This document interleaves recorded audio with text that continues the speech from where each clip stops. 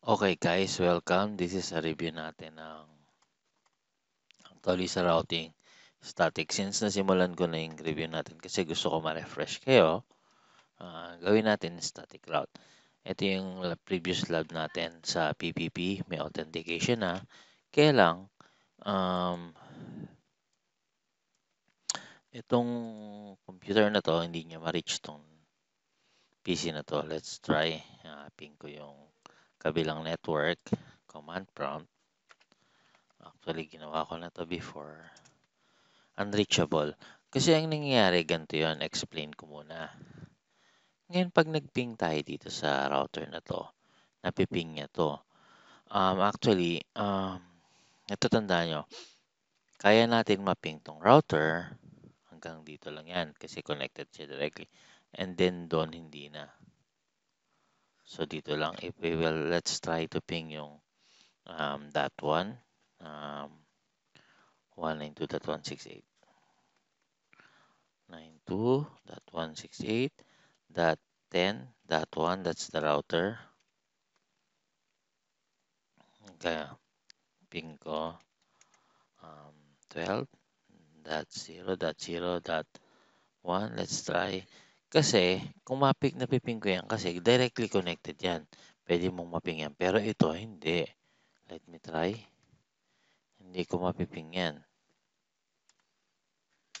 Hindi ko mapiping yan kasi actually pag nagping galing dito yung ping, hindi niya marireach yan. Kasi ito lang, nandito lang sa mga ano, yung direct ka lang sa router, yun lang. Ito sa kabila na So, hindi niya. Kasi ang nangyari guys, ito, hindi niya kayang pumunta sa network na to. Okay, napiping mo yan. Kaya lang pagbalik is request timeout. Kasi after nito, babalik siya, di ba? Pag ping niya rito, kailangan ma-reach. Paano niya ma-reach to? Hindi niya alam pumunta. So, kailangan mong turuan to. Kasi although 'pag nag-ping tayo dito, napiping natin siya. Bakit? Kasi ang ping nanggagaling dito sa serial 00 going to serial 00. Kaya okay. Kaya ngayon akala niyo 'pag nag-ping kayo dito, pining niyo 'yun, pupunta 'yun? No. Ang mangyari kasi mamamatay siya pagbalik. Hindi niya alam kung paano ang pumunta rito. Kung tuturuan natin 'to si router, pumunta rito, pwede. Ngayon tignan niyo 'yun gagawin ko. Since paano natin tuturuan si router to pumunta? Ito yung command static route ha. Config t. Gagawin ko, sabihin mo lang IP route. Tapos sabihin mo kung ano yung network. Network ang gusto mo gawin. Yan, 192.168.10.10.0 kasi network kailangan natin. Yan.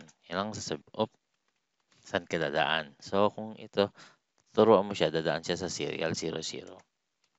Actually, pwedeng gamitin mo yung IP pero mas maganda hard natin, 000. After niyan, okay na. Kasi alam ni ano, pumunta dito. So, iping mo uli yan. Alam niya na, di ba? So, si router na to, alam niya pumunta rito. Ito, alam niya. Pero, kung gusto mong ito, iping niya to,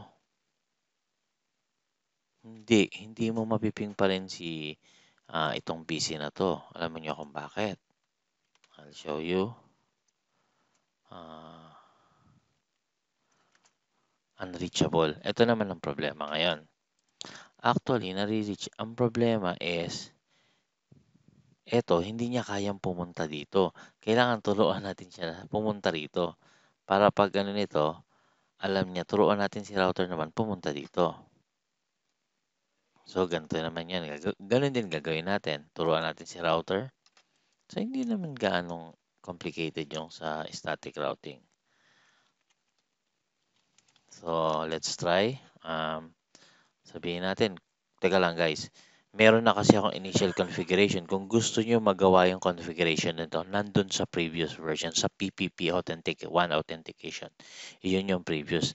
Ngayon, continuation lang to para magawa nyo. Hindi yung nag-start ako from the scratch. Nandun sa kabila yun. So, diretso nyo lang yan after nun. Gawin nyo na to. Isunod nyo lang to. Ito na yung static. After nito, didilitin ko. I will do the dynamic routing. So, as of now, static routing muna. Turuan ko lang to. Sabihin nyo lang IP route. Gusto kong pumunta sa network na to. Ito yon 172.16.20.0 network ang tinutukoy natin. So, kailangan ano kayo, attentive. Saan ka dadaan? Dadaan ka, ito yung sinasabi mo, dadaan ka sa serial na to, which is serial 00. Nagkataon lang na parehong serial 00 yan. But it doesn't mean laging serial 00. Nagkataon lang 00 yung nilagay ko. Kaya, kabila, sa pag ikaw to, sabi mo, IP route, gusto pumunta dito, ito yung gagamitin mong daanan, serial 00. Ikaw naman, pag IP route ka papunta dito sa network na to, sabi mo, ito dadaanan mo. Nagkataon lang pareho silang serial 00. Yan. So, okay na. So, after nan, tapos na yung mission mo. Tapos na yung mission mo. Makakarating mo na si 2. Tingnan natin. Okay na siya.